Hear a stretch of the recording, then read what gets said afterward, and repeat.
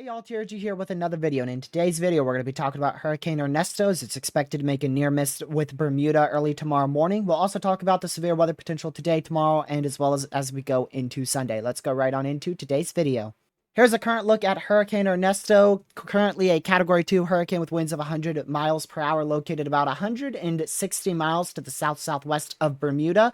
Here is the newest National Hurricane Center advisory as of 2 p.m. Eastern Time on August the 16th, 2024, of course. Like I said, we have wind speeds up to 100 sustained. We actually have some wind gusts possibly near 120 miles per hour, and its central millibar low pressure is down to a 969, moving quite quickly up to the northeast, expected to make a very near miss to Bermuda, maybe even a landfall as we go towards 7 a.m. tomorrow morning. If you are in Bermuda, hurricane watches are out. If you haven't already, make sure you have that hurricane preparedness plan already complete. Hurricane impacts are expected to begin as early as tonight, right around 10 p.m. Eastern, and they will last all the way until potentially as late as tomorrow afternoon around 2 p.m. Eastern. After this, it's expected to continue off to the northeast with gradual weakening, eventually make a kind of close call to southeastern Newfoundland. I don't think we'll see a landfall here, but we may see up to tropical storm force wind speeds out there in far southeastern Newfoundland, and it is expected to weaken all the way down to a tropical storm here by the time we go into the 20th. And you can see here post-tropical cyclone Ernesto. So most likely the National Hurricane Center will probably stop issuing advisories as this exits Newfoundland and moves into the north central Atlantic Ocean.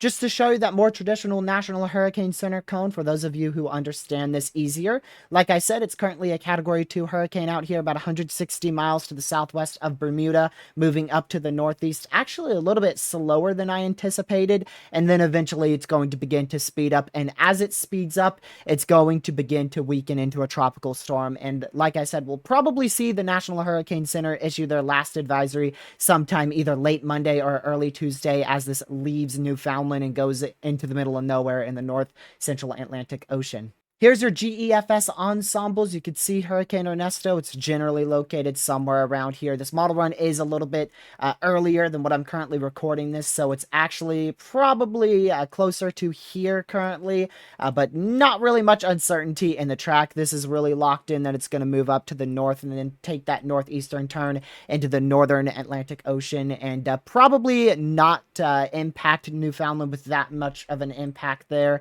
We still could have, like I said, tropical storm conditions.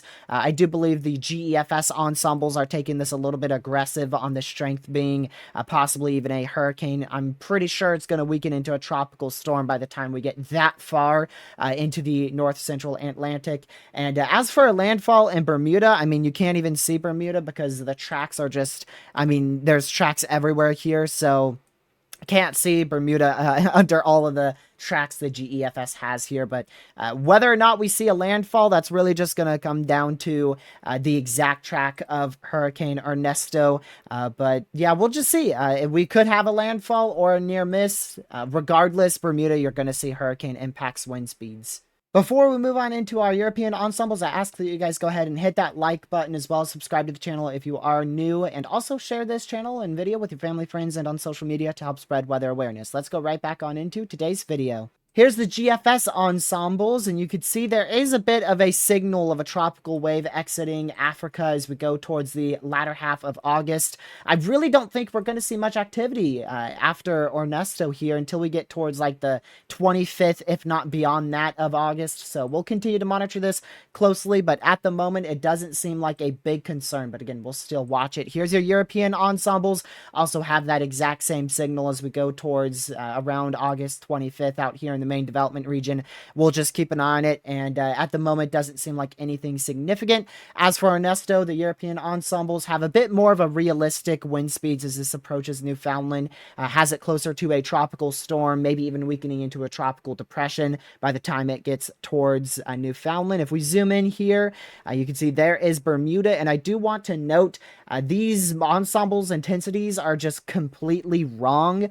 They have this being, most of them have it being a high-end Cat 2, if not a major hurricane, which is currently completely wrong. So just kind of ignore the intensity here, but we are still looking at a probably upper echelon Category 1. Maybe if we're really unlucky, a Category 2 hurricane passing just to the west, if not maybe even over Bermuda there. So definitely want to have your hurricane preparedness plan rush to completion late tonight, as hurricane impacts are expected to begin right around 10, 11 o'clock tonight Eastern time. Here's your GFS deterministic model run, which shows Hurricane Ernesto currently at a 972. It is slightly stronger than that, but still we're going to be generally around that millibar.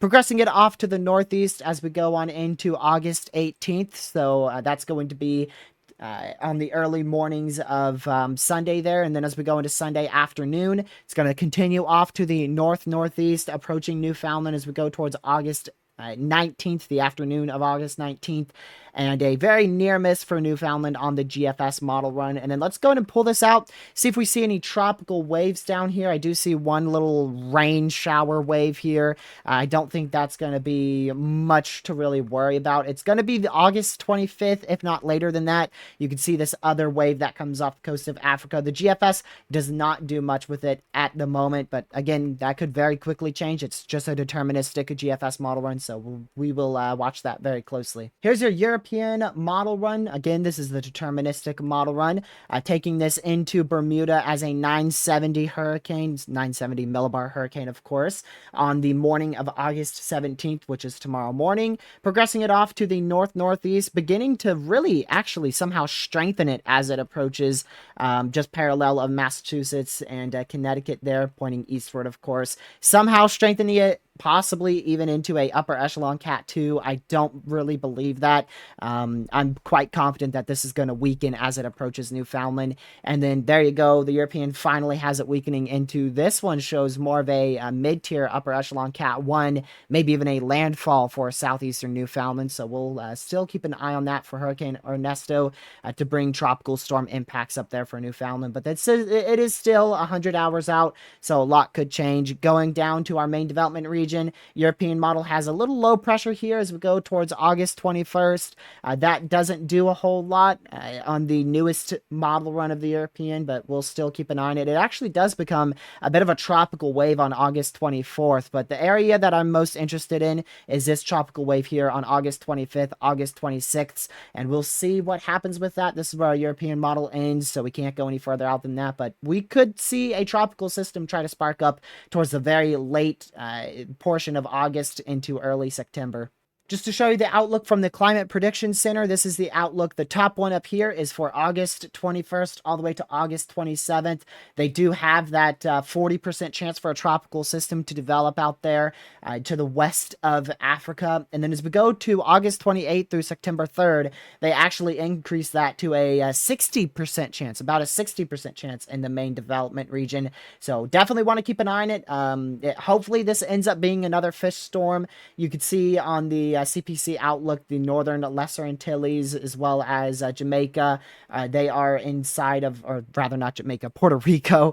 You guys are inside that 20% chance for a tropical system. So we could have some land impacts later down the line, but of course it is just ridiculously too far out to talk about that. But if you are in this area here, I would be watching the tropics very closely, and hopefully that becomes a fish storm as well. And we'll just see what happens. I mean, currently our hurricane season doesn't look too active to close out August.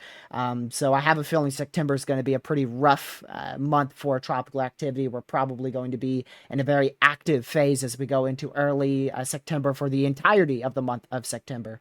Now to dive on into your severe weather threat. Today we have a slight risk level 2 out of 5 for severe weather centered over portions in northeastern Oklahoma, south central Kansas, southwestern Missouri, as well as northwestern Arkansas. This is mainly for the potential of up to 80-mile-per-hour winds in that black hatched 15% chance, as well as the potential for up to 3-inch hail in that black 15% chance as well. Tornado threat is very low today, less than 2% at the moment, but I wouldn't completely rule out a tornado threat somewhere inside the entire entirety of this risk zone. Doesn't look like that notable of a threat. It has downtrended quite considerably ever since yesterday.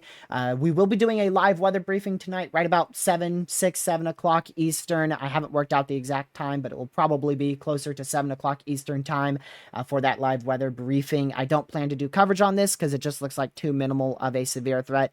The threat out here has downtrended thanks to some morning convection that rolled through earlier this morning, and we did have some morning convection out here that was actually quite significant. I saw 72 severe storms for 70-mile-an-hour winds, and I also saw a report of 2.75-inch hail out there in like south central Kansas. So still going to keep an eye on that slight risk for severe weather out there, but I do think we're not going to see as much activity in that thanks to the morning significant storms, and I don't think we'll see much severe weather out here thanks to the morning convection. Here's tomorrow's severe weather outlook. You can see we actually have quite a few areas of interest here on the Storm Prediction Center's page for severe weather potential. We have a level 1 threat out here in the middle of Utah, I believe that is. Also have a marginal risk out here in Colorado, Nebraska, and Kansas. Another marginal risk back up here in Montana, North Dakota. And then a big marginal risk with a slight risk for severe weather in the middle of that out here in the portions of the Midwest, as well as into the Mid-Atlantic and the Deep South. And the most unique portion of this risk is the Pacific Northwest is actually under a level 1 and a level 2 threat out of 5 for severe weather potential. That marginal risk and that slight risk level 1 and a level 2. That is very, very rare up there in the northwestern portion of the United States. That is in a very mountainous terrain area as well. The main threats tomorrow will definitely be damaging winds up to 70 miles per hour in both of those 15% chance zones, as well as hail upwards of 2-inch in diameter in both of those 15% zones. We also have a 2% chance for tornadoes tomorrow out in Kentucky, maybe even a very small sliver of extreme southwestern Ohio. So we'll monitor that for a potential live stream tomorrow. I will be live later on today, right around 7 p.m. Eastern, just for a briefing on Hurricane Ernesto. Here's the day 3 outlook from the Storm Prediction Center for Sunday. You can see a level 1 threat up here in the west central Great Plains, as well as a large level 1 threat encompassing about 55 million people out here in the eastern, southeastern, and southern portion of the United States. I do think we could see a slight risk for severe weather introduced around mine and Lucky's neck of the woods out here in Virginia and North Carolina, as we could have the potential for a couple instances of small hail, damaging winds, and I do think there is a very small tornado threat out in the mid-Atlantic as well, so I'll keep a close eye on that for a potential chase. I just remembered to show you guys the Eastern Pacific outlook here. The National Hurricane Center does have a 50% chance for tropical storm development out there in the middle of the Eastern Pacific, as well as a 80% chance well to the southwest of Mexico. I wouldn't be shocked if both of those, especially this one, may even form into a tropical storm. But like I said, that's going to be it for today's video. Thank you guys so much for tuning in. On your way out, if you can, share this video with your family, friends, social media, as well as hit that like button if you haven't already, and subscribe to the channel with notification bells set to all so you know when I go live or upload another video. That is going to be it. Stay safe, watch severe weather in the tropics. Have a great rest of your day. Goodbye.